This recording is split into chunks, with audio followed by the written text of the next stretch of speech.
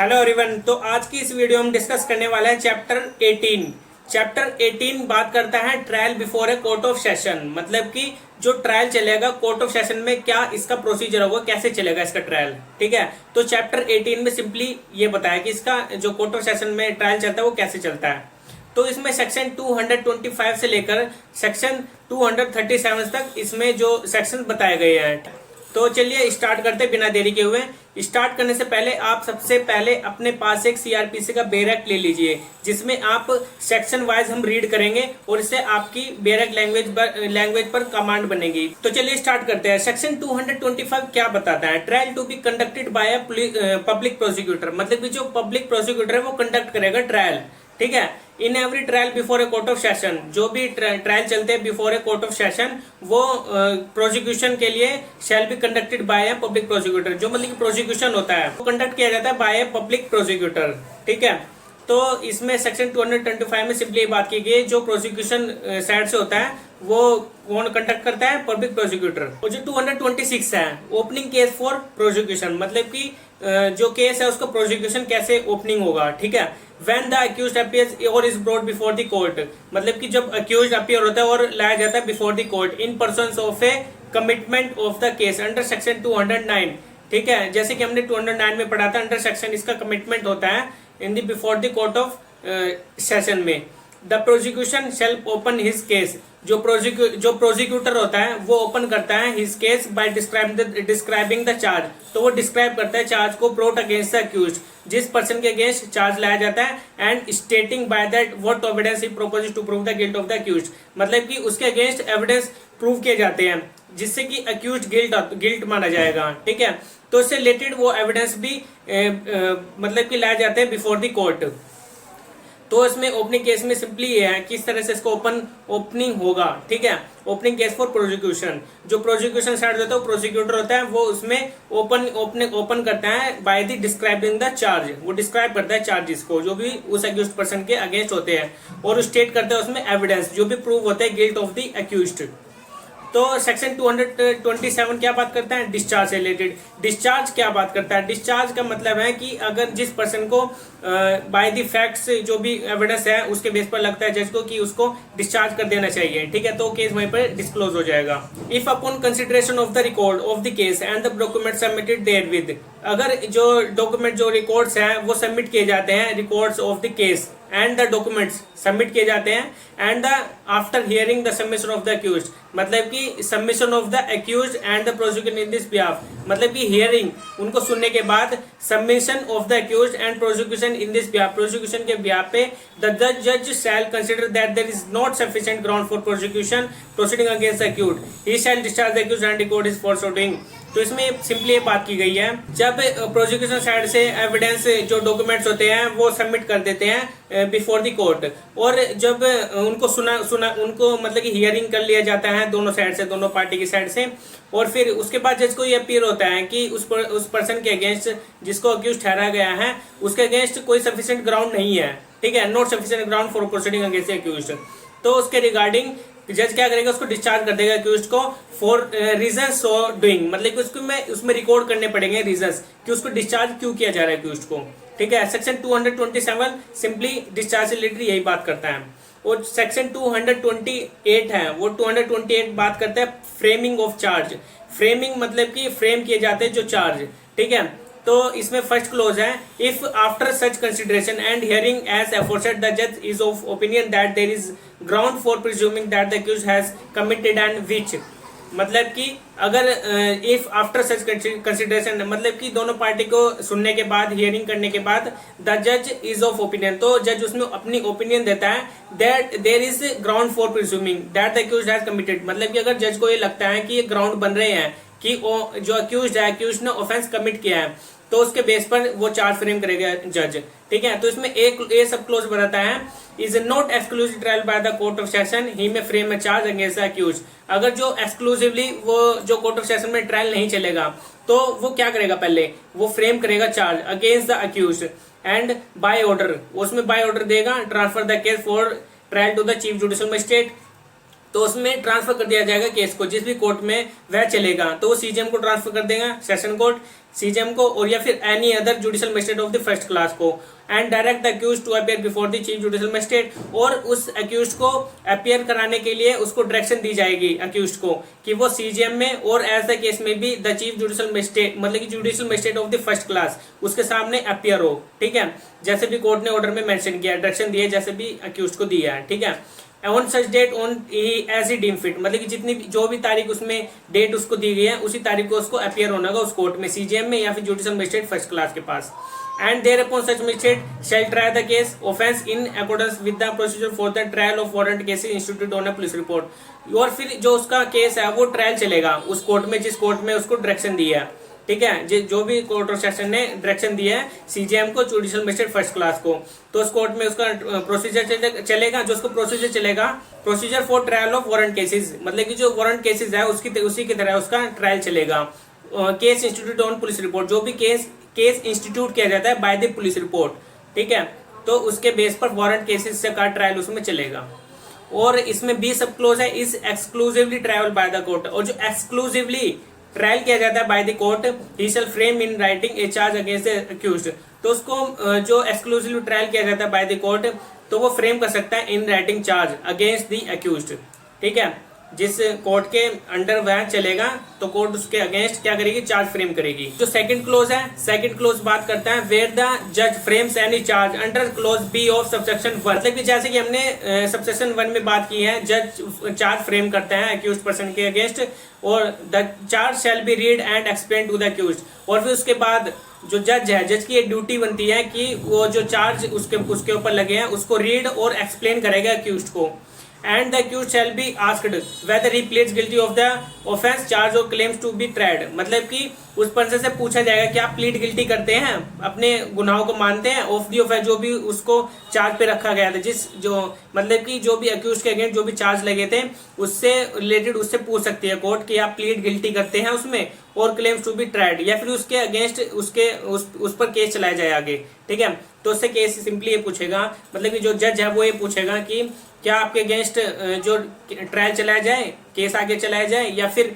जो आपने इस पर मतलब कि कन्फेस कर लिया है, मतलब गिल्ट कर लिया अपने आप को, प्लीड गिल्टी कर लिया कि ये ऑफेंस मैंने किया है। ठीक है, तो दोनों में से उससे जज की ड्यूटी बनती है, उससे पूछेगा। ठीक है, तो सेक्शन 228 सिंपली यही बताता है हमारा। और सेक्शन 229 क्या बात करता है, conviction on plea of guilty, जैसे कि अभी हमने सबसेक्शन 2 में बात की है सेक्शन 228 में। और सेक्शन 229 बात करता है प्लीड्स गिल्टी, मतलब कि गिल्ट कर रहा है अपने आप को ही। If the accuse plead guilty the जज shall record the plea and may in his description convict him thereon, मतलब कि जैसे अक्यूज पर्सन प्लीड गिल्टी कर लेता है तो जज रिकॉर्ड करेगा उस प्ली को। ठीक है, and may in his description, और उसकी डिस्क्रिप्शन पावर है जज की कि वो उसको कन्विक्ट कर सकता है उसके बेस पर जो भी उसने स्टेटमेंट दिया प्लीड गिल्टी से रिलेटेड अपने अगेंस्ट।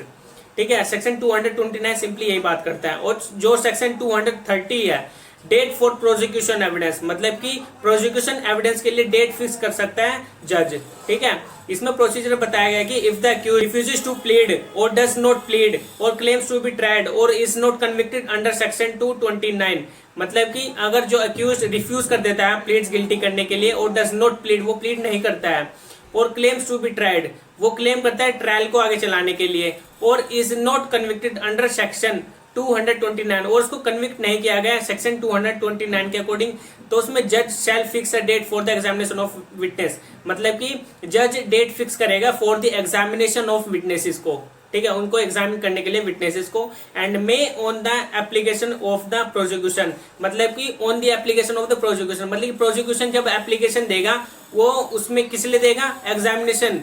विटनेस को एग्जामिनेशन करने के लिए विटनेस का, तो उसमें एक एप्लीकेशन देगा prosecution, issue any process for compelling the attendance of any witness or the production of any document or other thing, तो उसमें एक लिस्ट प्रिपेयर करके देगा प्रोसिक्यूशन, इसलिए जो विटनेस है उनको एग्जामिनेशन करने के लिए, और उनको कंपेल करेगा for the attendance before the court, मतलब कि उनको अटेंड कराने के लिए, उनको अपीयर कराने के लिए बिफोर द कोर्ट विटनेसेस को, और उन विटनेसेस का फिर एग्जामिनेशन होगा, या फिर कोई भी प्रोडक्शन ऑफ एनी डॉक्यूमेंट्स, किसी एनी डॉक्यूमेंट्स को प्रोड्यूस कराने के लिए, या फिर किसी अदर थिंग को प्रोड्यूस कराना है तो उसके लिए वो कंपेल कर सकता है। ठीक है, by application by the prosecution.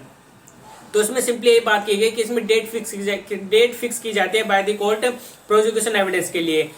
Section 230 में यही था, ठीक है। अब हम चलते हैं सेक्शन 231, मतलब कि इसमें बात है 231 में एविडेंस फॉर प्रोसिक्यूशन, मतलब कि एविडेंस ले जाएंगे फॉर द प्रोसिक्यूशन। तो इसमें फर्स्ट क्लोज है, on the date so fixed the जज shall proceed to take all such evidence as may be produced in support of the prosecution. मतलब कि डेट फिक्स की जाएगी, किस लिए? द जज shall proceed take all such evidence, मतलब कि जो जज है वो प्रोसीड करेगा, वो सभी एविडेंस लेगा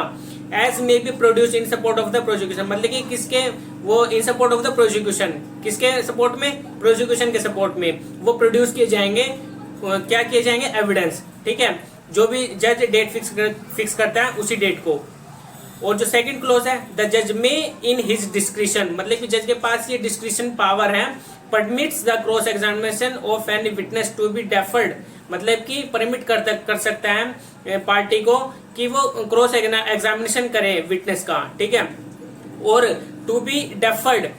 deferred by until any other witness और विटनेस हैव बीन एग्जामिन्ड और recall any witness for further cross examination, मतलब कि जो कोर्ट है, कोर्ट के पास ये भी डिस्क्रिशनरी पावर है कि वो एग्जामिनेशन करने के लिए विटनेस का, वो उनको रिकॉल भी कर सकता है विटनेस को for the further cross examination. उनको फिर से दोबारा एग्जामिनेशन हो जाएगा बाय द कोर्ट, उनको सभी विटनेसेस का एग्जामिनेशन कर सकती है, चीफ एग्जामिनेशन। और चीफ एग्जामिनेशन करने के बाद उनको फर्दर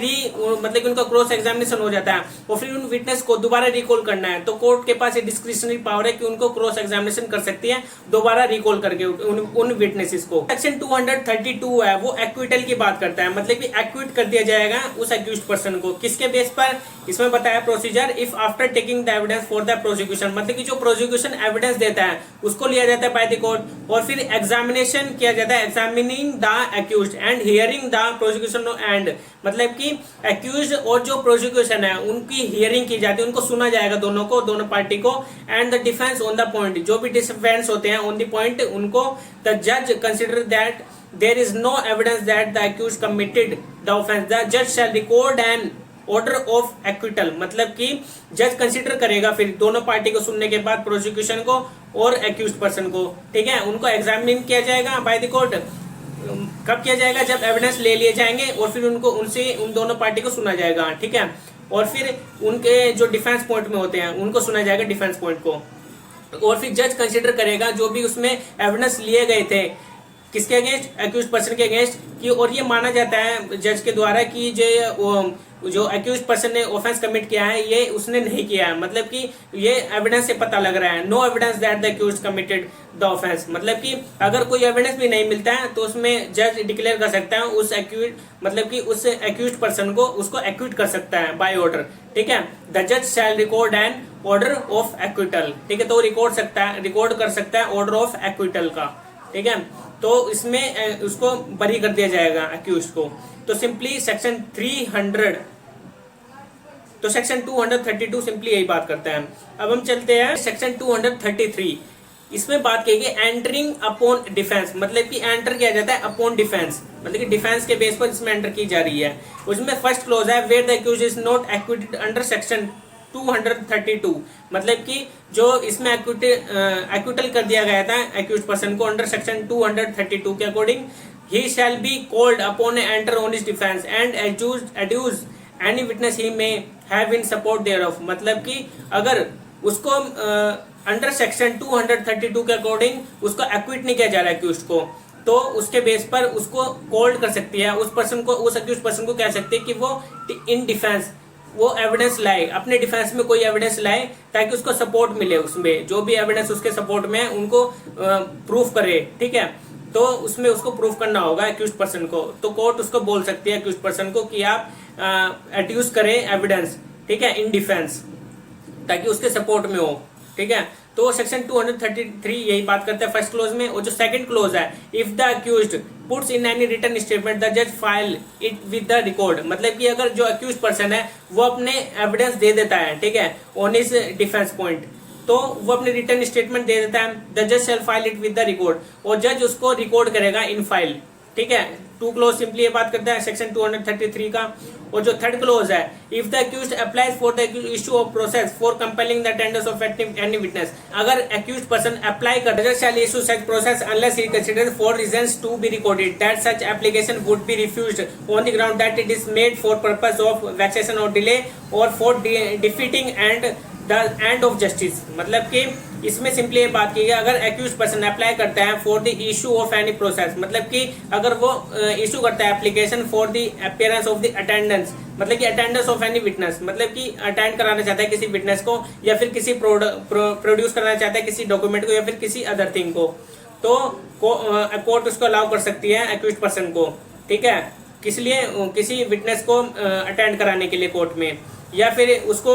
डिनाई भी कर सकती है उस एप्लीकेशन जो भी देता है कुछ person for the attendance of any witness या फिर किसी अदर डॉक्यूमेंट को प्रोड्यूस कराने के लिए, तो उसको रिफ्यूज भी कर सकते हैं। किस ग्राउंड पर? Refuse to on the ground that is made for purpose of vexation, मतलब कि उसमें डिले कर सकता है, डिफीट कर सकता है एंड ऑफ जस्टिस को, ठीक है। तो उसका अगर वो डिले करता है, मतलब कि डिले करने की कोशिश करता है ताकि वो इधर उधर की एप्लीकेशन लगा के कुछ पर्सन, तो वो उसके अंदर डिले करे थोड़ा सा, तो अगर जज को ये लगता है कि वो डिले कर रहा है, इस तरह से एप्लीकेशन उसको दोबारा विटनेस को बुलाया जा रहा है, ठीक है, वो एंड ऑफ जस्टिस कर रहा है, defeating the end of justice कर रहा है, तो उसके बेस पर कोर्ट उसको अलाउ नहीं कर सकती और वो रिफ्यूज कर सकते हैं एप्लीकेशन जो भी अक्यूज्ड पर्सन देता है कोर्ट में, ठीक है। तो थर्ड क्लोज सिंपली यही बताता है सेक्शन 233 में। सेक्शन 234 में, सेक्शन 234 क्या बात करता है? आर्गुमेंट से रिलेटेड आर्गुमेंट इसमें की जाती है, ठीक है, दोनों पार्टी में।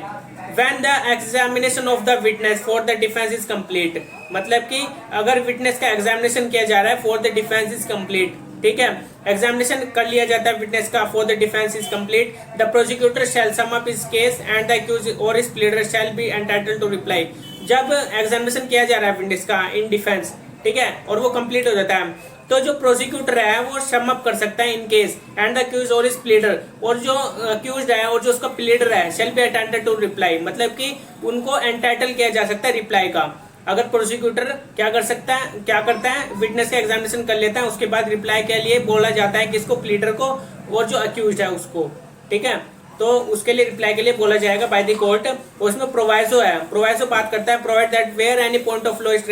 रेज्ड बाय द अक्यूज्ड और हिज प्लीडर, मतलब कि अगर रेज किया जाता है बाय द अक्यूज्ड और हिज प्लीडर, मतलब कि जो उसका प्लीडर है वो रेज करता है कोई भी पॉइंट ऑफ लॉ से रिलेटेड,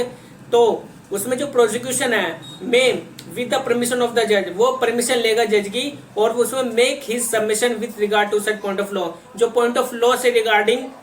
जो भी उसमें रेज किए गए थे बाय द अक्यूज्ड और हिज प्लीडर, उसमें उसको सबमिशन देगा, ठीक है, उसमें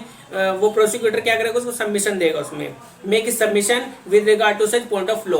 तो सेक्शन 234 में सिंपली आर्गुमेंट से रिलेटेड ये बात है, ठीक है। तो इसमें सिंपली ये बात कही गई है, अगर एग्जामिनेशन किया जा रहा है विटनेसेस का बाय द प्रोसिक्यूटर, तो फिर उसके बाद अक्यूज्ड जो और जो उसका प्लीडर है उनको एंटाइटल किया जाएगा रिप्लाई के लिए, वो अपना रिप्लाई दे, ठीक है। और प्रोवाइसो में सिंपली बात है, अगर रेज किए जाते हैं बाय द अक्यूज्ड और प्लीडर कोई भी पॉइंट ऑफ लॉ से रिलेटेड, तो जो प्रोसिक्यूशन है, ठीक है, जो प्रोसिक्यूटर है वो क्या करेगा? इसकी परमिशन लेगा और फिर उसके बाद वो सबमिट करेगा make his submission with regard to such point of law, जो भी पॉइंट ऑफ लॉ पूछे गए थे अक्यूज्ड और हिज प्लीडर के द्वारा, ठीक है। अब हम चलते हैं सेक्शन 235 में, जजमेंट ऑफ एक्विटल और कन्विक्शन, मतलब कि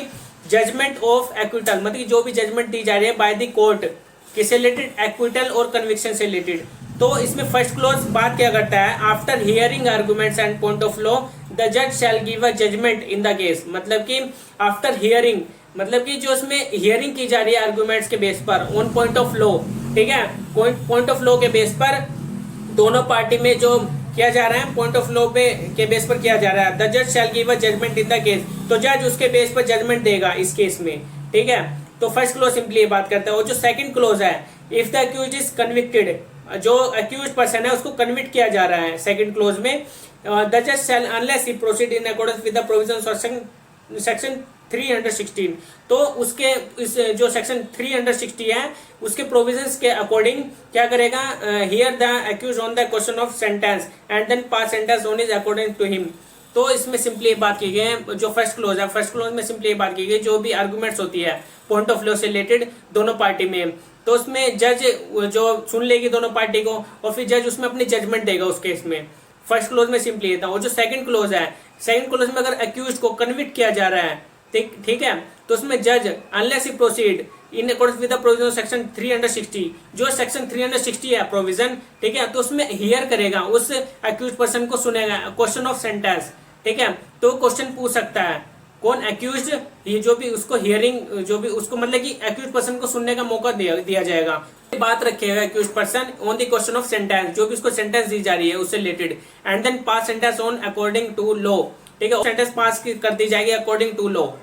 ठीक है। अब हम चलते हैं सेक्शन 236 में, प्रीवियस कन्विक्शन। प्रीवियस कन्विक्शन मतलब कि एक कन्विक्शन जो केस चल रहा है उसको जो पहले उसने जो भी ऑफेंस किया था उससे रिलेटेड अगर जो उसको कन्विक्शन हुई थी, ठीक है, तो ये प्रीवियस कन्विक्शन होता है। इसमें बात की गई in a case where conviction is charge under the provision of section subsection 7 of section 211, जो हमने सेक्शन 211 ऑफ सबसेक्शन 7 में पढ़ा था, ठीक है, प्रोविजन, उससे रिलेटेड अगर वो प्रीवियस कन्विक्शन से चार्ज किया गया था, ठीक है, and the accused does not admit, और अक्यूज उसमें एडमिट नहीं कर रहा है कि उसने वो प्रीवियस कन्विक्शन जो हुई थी उसको उसने किया था वह ऑफेंस, और उसके अगेंस्ट वो चार्ज लगाया गया था। इसमें कहा गया कि does not admit that he has been previously convicted as alleged in the charge, the जज may after he has convicted the said accused under section 229 और सेक्शन 235, जैसा कि हमने सेक्शन 229 और सेक्शन 235 में पढ़ा है, उसको कन्विक्ट किया जा रहा है पर्सन को after he has convicted, take evidence in respect of the alleged previous conviction, तो उसमें उसको कन्विक्शन दे देगी, ठीक है, जो भी उसके ऊपर केस चल रहा है, लेकिन जो उसका प्रीवियस कन्विक्शन हुई थी उसके रिगार्डिंग उसमें एविडेंस लेगी कोर्ट, ठीक है, and shall record a finding there, जो भी उसमें फाइंड होता है, ठीक है, रिकॉर्ड, तो उसको रख लेगी अपने पास और उसके बेस पर उसको कन्विक्शन देगी, ठीक है। तो क्योंकि प्रीवियस कन्विक्शन के अकॉर्डिंग जो वो बाद में फिर से कन्विक्शन उसी से ऑफेंस से रिलेटेड कर रहे हैं, तो उसके बेस पर उसको बढ़ाकर पनिशमेंट दी जा सकती है, ठीक है। तो कोर्ट के अकॉर्डिंग जो आईपीसी में इसका पनिशमेंट से रिलेटेड बताया गया है, ठीक है। आईपीसी भी हम पढ़ेंगे अपने ये सीआरपीसी के सभी लेक्चर्स कंक्लूड करके, इसमें अभी हम सभी सेक्शंस खत्म करेंगे, उसके बाद हम आईपीसी स्टार्ट करेंगे,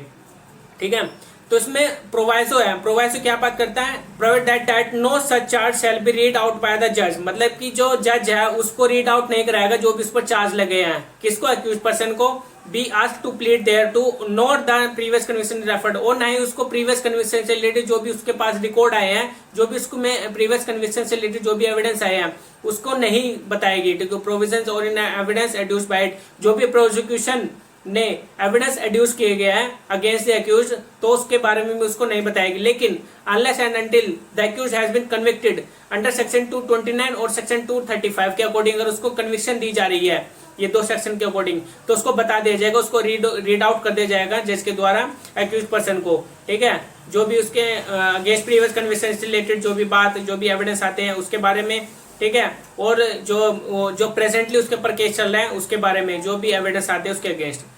तो सिंपली प्रोवाइजो में यही बताया गया प्रीवियस कन्विक्शन से रिलेटेड।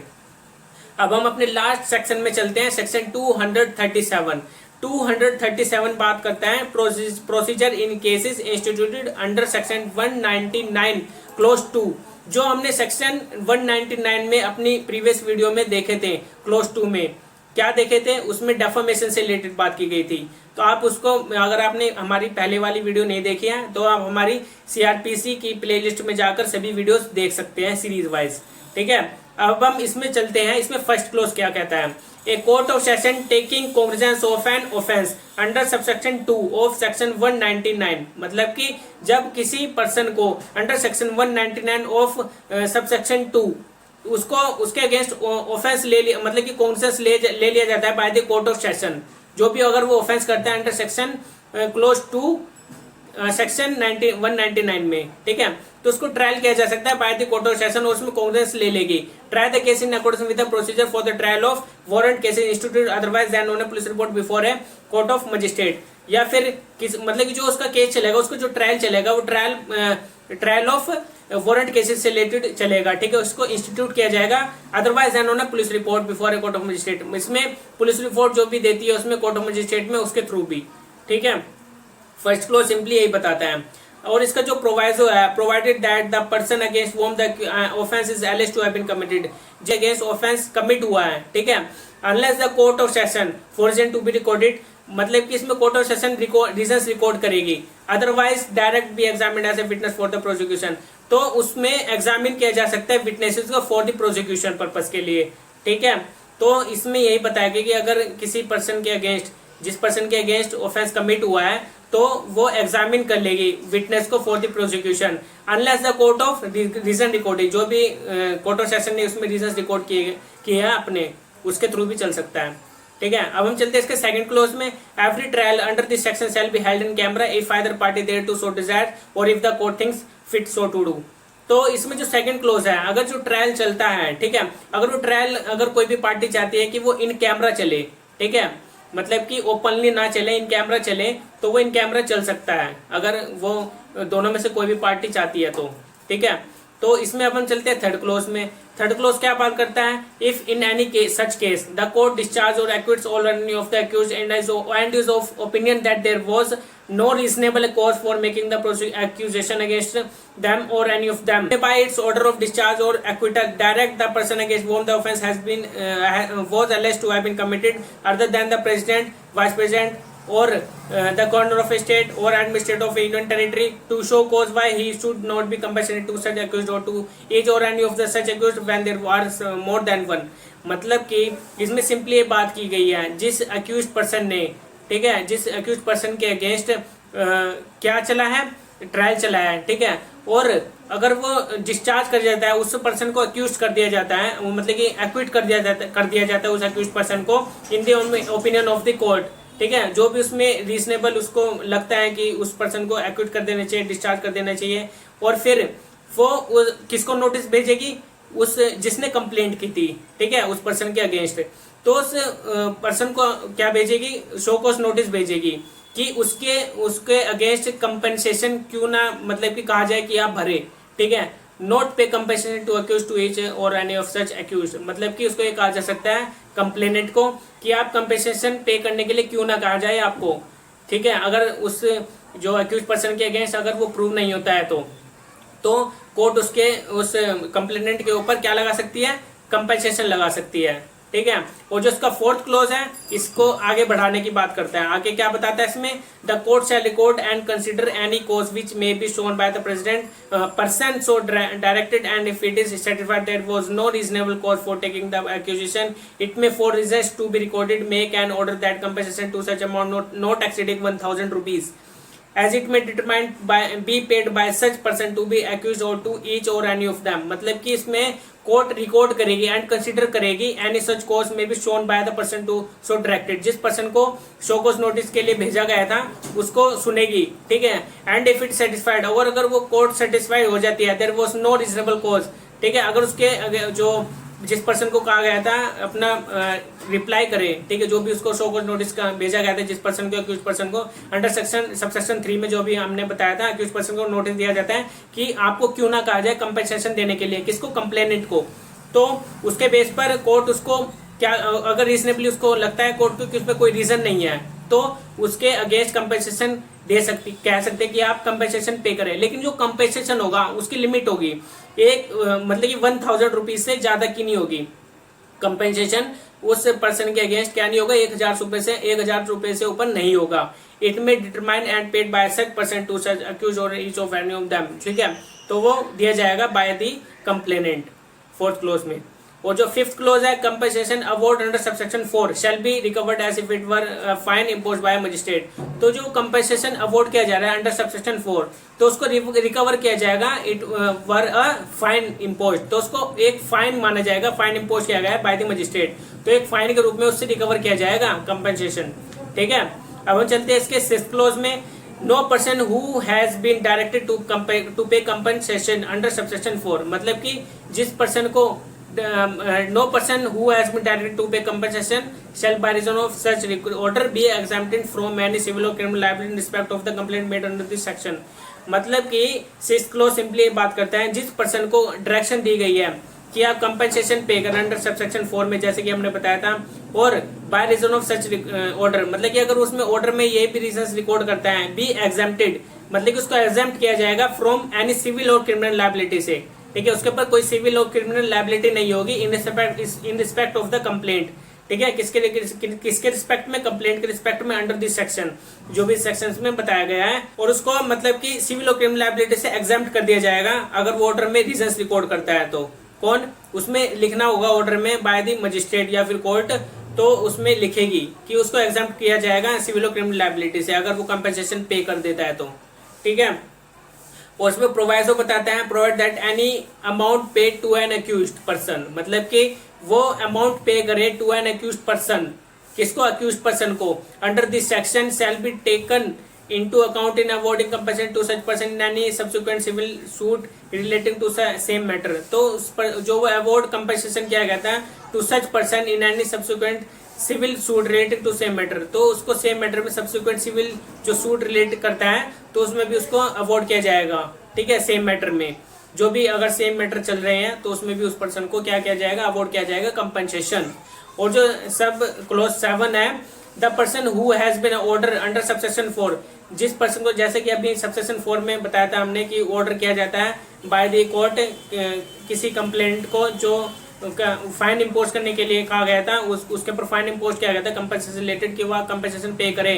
तो वो क्या कर सकता है, वो अपील में जा सकता है। द ऑर्डर, जो भी ऑर्डर दिया है उसकी सबऑर्डिनेट कोर्ट ने, in so far as it relates to the payment in compensation to the high court, तो वो हाई कोर्ट में जाएगा, ठीक है। अगर उसके ऊपर कोई कंपनसेशन लगाया गया है तो, ठीक है, अंडर सबसेक्शन 4 के अकॉर्डिंग, तो उसके बेस पर वो कहाँ जा सकता है, अपील में जा सकता है टू द हाई कोर्ट।